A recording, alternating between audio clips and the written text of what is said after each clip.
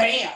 Now we got ourselves a show. So, again, I repeat myself. Good morning, ladies and gentlemen. My name is Nathaniel Umstead. I'm the host of the RNG Radio Show, and you are tuning in live on Facebook. Now, as I was saying before, some beautiful sunlight. You can actually see my face, and you got a better view of this guy right here. So, first things first. If you actually did what you were supposed to do and share, you would have been one of the chosen recipients for the $25. Now, Gary, I want to thank you so much for helping me out in regards to getting this word out, but it seems that nobody wanted to share a video about how to fix their credit for free, about how to change their lives, about hearing about an 800 plus credit score, or maybe I'm just not that popular just yet. So without further ado, the one person that will be the recipient of all four $25 cash donations will be chosen for Danny H. So Danny, if you are watching, be on the lookout for a Cash App amount of $100. So good luck to you, Danny. And without further ado, we're going to get right into the show. So ladies and gentlemen, first things first, thebalance.com talked about, different ways that you, of course, can build up your credit, different ways, of course, that you can work on your credit and do what you need to do. What they had said was paying for your credit report. Now, I wanted to stop you because a lot of people get confused and think that, oh, no, I need to pay for this.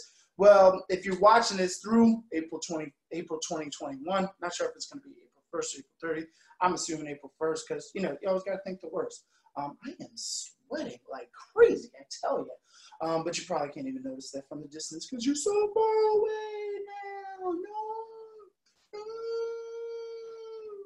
But, yes, paying for your credit report. Please don't do this. Please, please, please don't do this. I know a lot of people go on annualcreditreport.com and they're usually like, well, I can only go on annual credit report annually, Dan. There's nothing that says that I can go on there weekly. Well, if you actually go on the website, annualcreditreport.com, you will actually see that it is on a weekly basis. So set your timers for Monday, Tuesday, Wednesday, Thursday, Friday. I don't know, pick any day of the week that you want to set your timer for in regards to getting that actual free credit repair.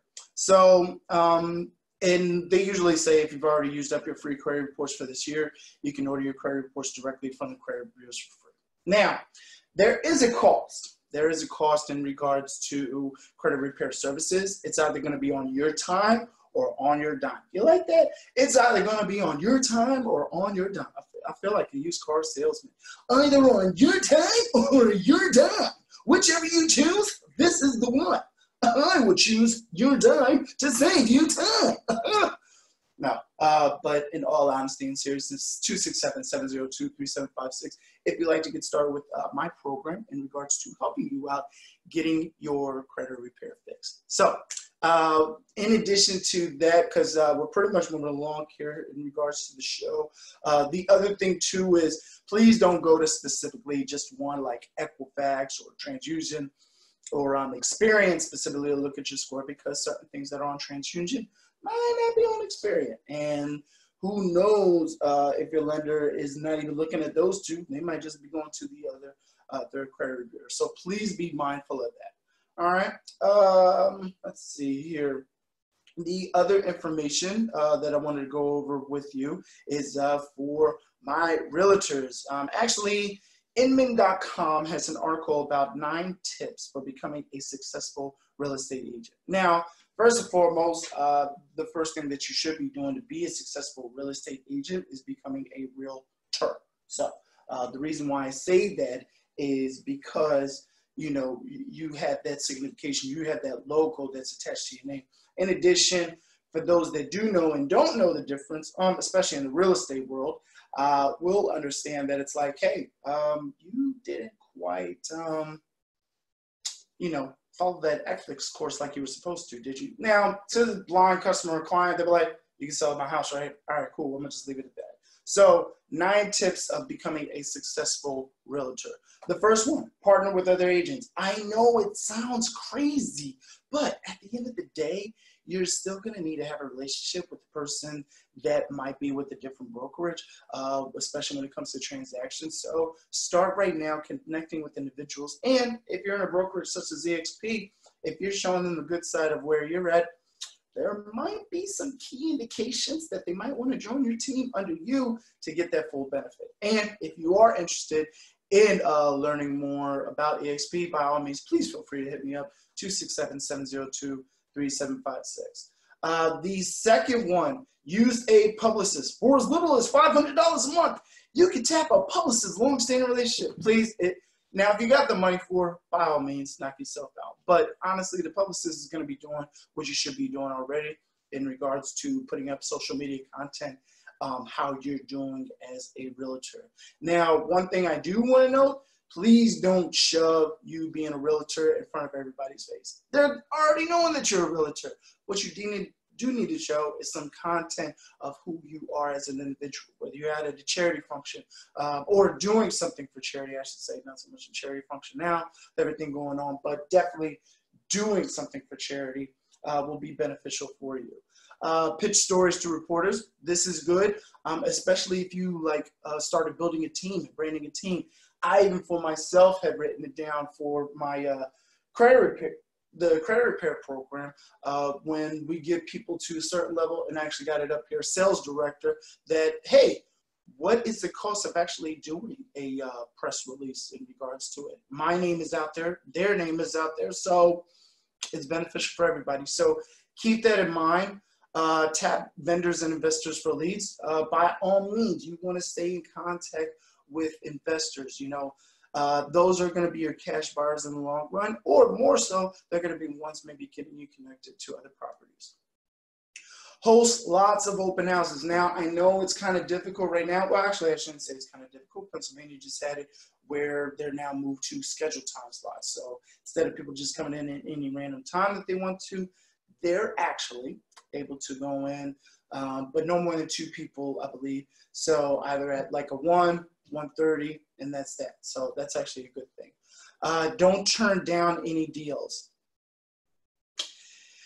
Here's my thing, folks. If you see something wrong with the deal, if you see something going wrong with the seller that you're working with or the buyer that you're working with, by all means, please do not feel that it's an issue for you just coming back and stepping out of it instead of going right into the deal. So if something that is afoot in regards to not going the way that it should, by all means, feel free to take yourself out of that. Maintain connections with past clients and referral sources. Here's the thing. Your past clients are your bread and butter. So the people that had just moved in, you know, check on them 90 days, 6 months. Hey, how you liking the new place? Hey, how's everything going? Hey, hope you're doing all well. And especially if you offer like a credit repair services, if you got somebody into a rental, hey, let them know your mom. Hey, you're halfway into your home. Hope all is well. Wanted to see and follow up with you if you'd be interested in regards to, you know, setting up a credit repair or getting started on credit repair so we can get you into a home. One of my mentor actually had told me that the person that she got a rental for, she also sold 2 houses for that individual and their son. So you got to think about that, what it could be in the long run. Hire a real estate coach. Not so much a real estate coach, but start looking at these videos on YouTube. It can help you out in the long run. And if it's something that's going to be, you know, your bread and butter as far as dedication moving forward, these are the times to actually put in. So, and last but not least, cultivate an online presence. Start a radio show, start a podcast, start whatever you like in regards to getting started. The key thing is you need to start. See, for myself, you know, I can delve into this real quick. I started off with this podcast in regards to my main focus was motivation. I'm like, it's really not giving out any content because you can pick up motivation anywhere you want to. You can look at your kids and be motivated. You can wake up and all of a sudden be motivated. You can actually, you know, sip a cup of coffee and be motivated. So for myself, I needed to rewind and be like, what can I offer that's of value? What can I offer that's actually going to get people, get people to where they need to be at, you know? So the credit repair was one. The real estate was two. And then three, resume writing. So I looked at that and it was like, hey, why don't you combine all that and then spread it out to the world? So that is why I wanted to, you know, do this type of radio show, because I'm able to add more content. So I'm not saying that, you know, my fellow realtors and real estate agents, that you need to go out and create a radio show. But if you're only posting maybe once a month on social media, you might need to step that game up. We're living in 2020, folks. So, and I can't imagine what the following years to come. You know, you've got companies such as Instagram that never existed 10 years ago, but now have been bought out by Facebook for X amount of billions of dollars. And, you know, you see where they're at right now. So please start your online presence today. I don't care what age you are, 18 to 99 plus, start your online presence today. And then last but not least, and I was actually talking it over with the lady last night. Speaking of which, if you missed our wine sip, Never Have I Ever, it was absolutely amazing. Please check me out. Feel free to connect with me on Facebook. We'll be looking to do another one probably in June sometime, but definitely was a full treat. So, independent delivery driver resume example. Now, they gave this a resume score of 80%, and the reason why I wanted to bring this up, because on my block every single day, if I was to step outside between 5 to 7, I'm seeing a bunch of people just dropping off food. So for me, it's like, I'm pretty sure these folks would like a regular job once things open back up. So if, you know, if you are doing Grubhub, if you are doing Uber Eats, if you are doing DoorDash, what's the other one? Pinto? Ronto? What's Caviar? There's another one out there that does. But if you are just in general an independent delivery driver, I wanted to give you the breakdown as far as what your resume should look like. And I actually want to keep it into the work history itself. So as far as the professional summary, by all means, please keep your professional summary as is. If your skills are still the same, by all means, please keep your skills still the same. Your work history, this is where the fun part begins. So if you are an independent delivery driver, your job title should be independent delivery driver. Your dates of deployment should be month and year to current or to present if you are still working. So this person had put down February 2016 to current. So, and how they did it was 02/2016 to current. Their job location, or as far as who they were working for, they put down Grubhub dash the city and state, which on here is Carrollton, Texas. I'm not sure if it is Carrollton, Texas, but I wanted to go over the job duties here real quick. Report it to each shift on time and ready to work. That's simple enough because you actually did. If you didn't drop off somebody's delivery, I don't think you'd be doing Grubhub, especially for this individual. I don't think they'd be doing Grubhub for this long.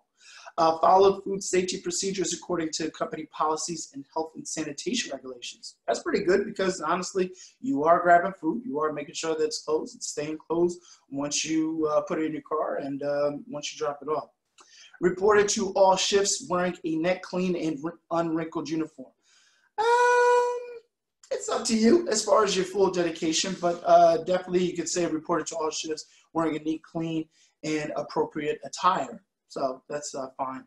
And last but not least, greeted customers who provided excellent customer service. Now, if you want to add on something in regards to the no-touch, that you applied the no-touch delivery method on all deliveries that were applied, you could do that as well. But the main thing is for those that are working, Grubhub, Uber Eats, DoorDash, I don't want you to ever feel that, oh, well, I don't even know how I'm going to put on this resume.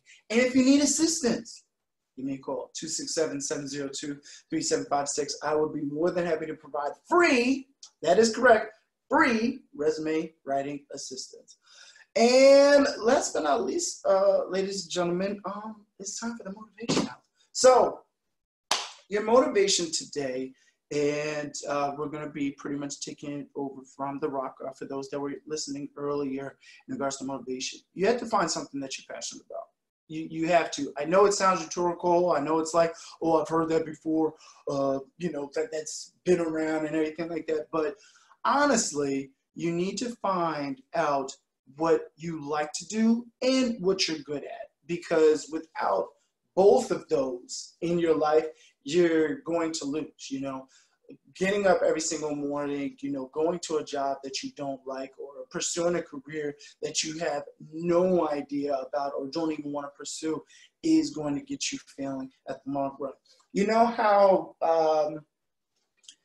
because it's definitely not, you know how they, let me back up to the first one. You know how you usually got to do the dishes. You don't want to do the dishes, but you got to do the dishes. You hate doing the dishes, but you got to do the dishes. They need to get done. Otherwise, you're going to have bugs, creepy crawly things all in there. So, and it's not a matter of if you feel good after it. You just know that it needs to get done. That's your job. That is your career, you know, being compared to. So doing that, it needs to get done because you got to pay bills, and it needs to get done because you need to put food on the table. So that's great and all. But to actually get up and be passionate about doing something, you're actually going to far exceed your limitations, far beyond what you expect. And the reason why I say that is that I'm pretty much going on my 2 weeks now. It will probably be 2 weeks. Yeah, by the end of this week, it will be 2 weeks, or 2.5 weeks, I should say, that I've been doing this. And I've been loving it. You know, waking up, getting dressed, putting on a suit for you fashionable folks, and getting the message out in regards to credit repair, real estate, resume writing, and some motivation. So find something that you're passionate about and, you know, run with it, you know. And if it's difficult for you to figure out, like, well, Dan, I don't know what to do. Start exploring, you know, start figuring out the careers. And please don't say that it's too late. Well, Dan, I'm 55 years old. This ain't going to be for me. I don't think that something like this would benefit me in my lifetime and my struggle. Well, Colonel Sanders, if somebody told Colonel Sanders at the age of 55, we would not be having some good, finger-licking good Kentucky Fried Chicken. So this man started when he was 69, I believe. Hold on, let's ask Google. Hey, Google! When did KFC get started? September 24th, 1952, North Corbin, Kai. 1952. Hey, Google, how old was Colonel Sanders when he started KFC? On the website thebalancesmb.com, they say, in 1952, at the age of 65, when most people are looking at slowing down and retiring, Harlan David Sanders began Kentucky Fried Chicken. Thank you, Google. So 65 years old, folks, and we might actually put that as a feature in the show. So 65 years old, folks, so stop thinking that you're too old or you're too young to get started on things. You have the experience all up in here. So stay focused, be well, and as always, stay blessed, my fellow millionaires. Have a great one. I figure out how to reach this one.